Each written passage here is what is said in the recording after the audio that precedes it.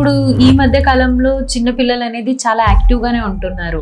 Z kids అందరూ చాలా active గా ఉంటున్నారు. సో వాళ్ళల్లో ఎలా రికగ్నైజ్ చేయాలి ADHD అని? చాలా మంచి క్వశ్చన్ అండి. ఎందుకంటే మనం చూస్తూ ఉంటాము, మనం ఎక్కడికైనా పార్టీస్కి వెళ్ళినప్పుడు కానీ మన పిల్లల్ని చూసి వేరే వాళ్ళు అరే వీడికి ప్రాబ్లం ఉంది, ఆటిజం ఉంది, లేకపోతే ADHD ఉంది, చూపించుకోండి అని చెప్తుంటారు. లేకపోతే మనం కూడా ఒక్కొక్కసారి పక్కన వాళ్ళ విషయాల్లో మనం ఇంటర్ఫియర్ కావడం, మనం కూడా చెప్తూ ఉంటాం వాళ్ళు, అరే మీ పిల్లవాడికి ఆటిజం ఉంది, మీ పిల్లవాడికి ADHD.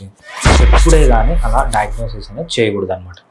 డయాగ్నోసిస్ చేయాలంటే కంపల్సరీ ఒక వెల్ క్వాలిఫైడ్ డాక్టర్ ఉండాలి, వెల్ ఎక్స్పీరియన్స్డ్ ఉండాలి, మంచి నాలెడ్జ్ ఉండాలి, మంచి కాంపిటెన్సీ ఉండాలి, ఎథికల్గా చాలా స్ట్రాంగ్గా ఉండాలి. వీళ్ళు మాత్రమే ఆటిజం డయాగ్నోస్ చేయాలి తప్పితే ఎవరు పడితే వాళ్ళు ఆటిజంని ADHDని డయాగ్నోస్ చేయకూడదు. సో ఇక్కడ సింపుల్ క్రైటీరియా, ADHD కానీ ఆటిజం కానీ ఒక్కొక్కసారి ఎదుటి వాళ్ళు కోపంగా ఉన్నారా, బాధగా ఉన్నారా అని మనం కూడా అర్థం చేసుకోవాలి, నార్మల్ పీపుల్. దాన్ని అంత మాత్రమే ఆటిజం అనకూడదు అనమాట.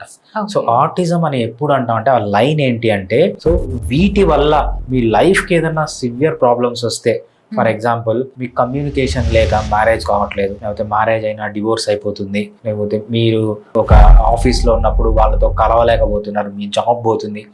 ఎప్పుడైతే సివియర్ సోషల్ ప్రాబ్లమ్స్ వస్తాయో అప్పుడు మాత్రమే దాన్ని ఆటిజం కింద డయాగ్నోస్ చేయాలి తప్పితే ప్రాబ్లమ్స్ ఏమీ లేనంత వరకు మనం దాన్ని ఆటిజం అని డయాగ్నోస్ చేయకూడదు. సో ఈ ఆటిజంలో కూడా మళ్ళీ మైల్డ్, మోడరేట్, సివియర్ అని ఉంటాయి అన్నమాట. దీనికి కూడా కొన్ని క్రైటీరియా ఉన్నాయి. ఆ క్రైటీరియా సూట్ అయితేనే దాన్ని సివియర్ అంటాం, ఆ క్రైటీరియా దాన్ని సూట్ అయితేనే మీడియం అంటాం, లేకపోతే మైనర్ అంటాం. సో అది కంపల్సరీ ఒక డాక్టరే, వెల్ క్వాలిఫైడ్, ఎక్స్పీరియన్స్డ్, కాంపిటెంట్ డాక్టరే చేయాలి తప్పితే ఎవరంటే వాళ్ళు డయాగ్నోస్ చేయకూడదు అన్నమాట.